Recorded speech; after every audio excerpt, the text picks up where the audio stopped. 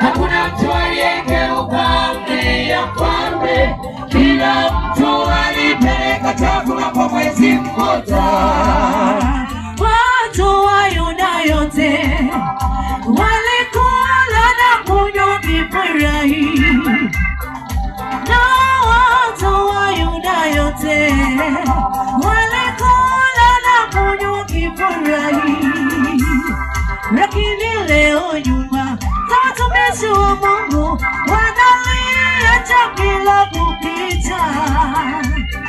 Lakini leo nyuma watumishi wa Mungu wanalia chakula kupita.